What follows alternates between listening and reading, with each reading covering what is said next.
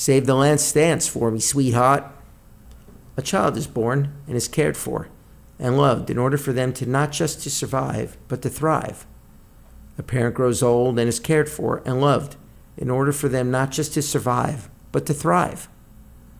Much love, much care, also very worth it in the end. As the stealth thief of youth sneaks in and always makes its presence known, it made no exception with Rosie. That devil robbed my mother of her ability to remember even simple tasks. My brother and I began to worry when the smell of gas permeated her small kitchen, when her medications contained the same number of pills as they did a few days before, and when she just couldn't remember the same question we asked her 3 times in the last 5 minutes. A decision which haunts every child of an aging, dependent parent. My brother and I had to begin making choices for her. We had to find a safer, supervised environment to assure ourselves of her well-being and our peace of mind. We tentatively approached my mom with the prospect of moving from her home of 30 years. To our surprise and delight, she was absolutely game. Diane, can you please push the sofa closer to the window? No, that just doesn't look quite right. Try pushing it against the other wall, please, and let's see how that looks. My mom continued to direct me. Exhausted from schlepping the itinerant sofa from one wall to the other, I called for a break. I sat Mom down at her new kitchen table in her new apartment and opened the refrigerator to retrieve her favorite nosh of Entenmann's Blackout cake. Provided for and funded by NYC's Elder Care Organization, Mom was one of the happiest new residents of the 30-story apartment facility nestled in an upper Manhattan neighborhood. Our weekend walks to nearby parks, restaurants, and shops always renewed my mother's energy and joy, stopping young mothers as they pushed their baby carriages along the sidewalk. She would admire the babies and went on to chat about the lovely day. Her hearing was strained and her vision extremely compromised, with one eye succumbed to macular degeneration and the other blinded by the misfortunate slip of a doctor's scalpel when he attempted to remove a cataract. Despite her disability, she always saw beauty everywhere and heard the songs always present in her mind. During one of my weekend visits, as we were enjoying a slice of Blackout cake, a loud staccato knock interrupted our repast. I opened the door and faced the ever unpleasant, frowning expression crossing Mrs. Davies' downturned mouth. As a licensed representative of elder care, I'm obliged to inform you that your mother has been roaming the hallways at all kinds of ungodly hours, knocking on doors and disturbing the other residents. I'm sorry to have to tell you, but your mother has to leave this facility as soon as possible. She said it with the slightest of smirks tugging at her upper lip. And so, the Hebrew home in Riverdale, New York, just north of Manhattan, became Mom's next home. She cried when she realized that I was not going to be driving her home to her beautiful city. She insisted and finally begged me not to leave her in this strange place smelling like a hospital. Am I in a hospital? Am I sick?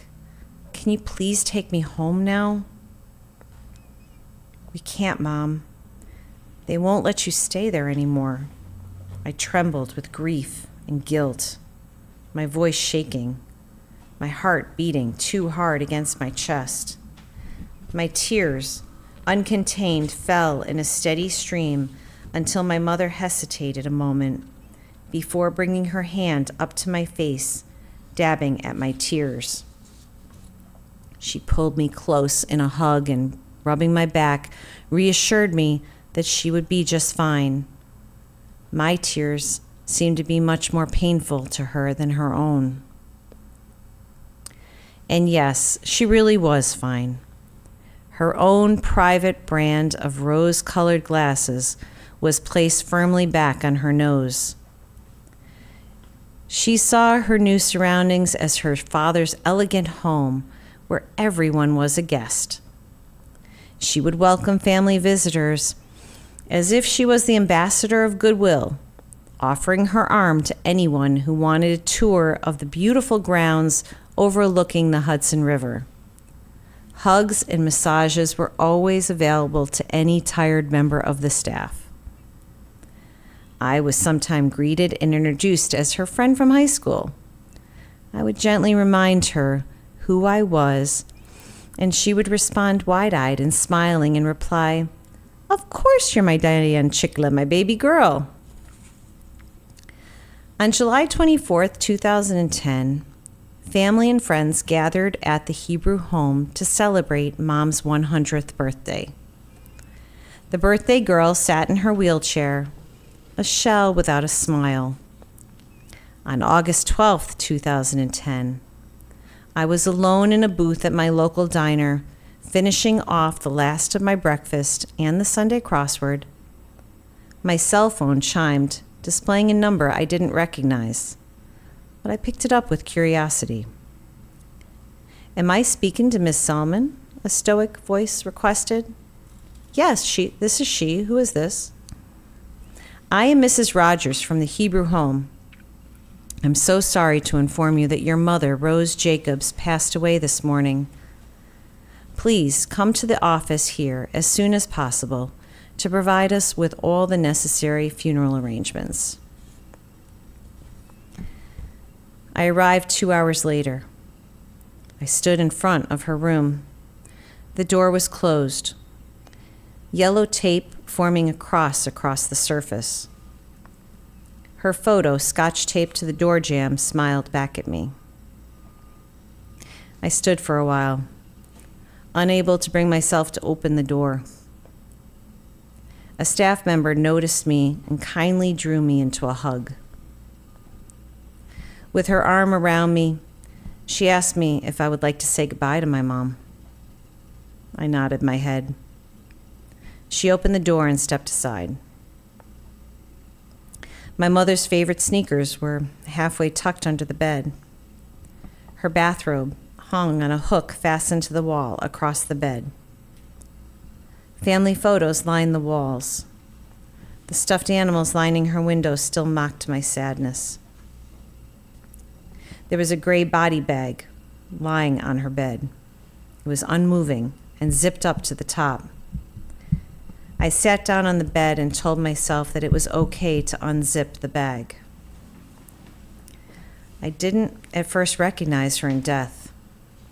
It took me a moment to realize that it was her. I took her in my arms and I kissed her goodbye.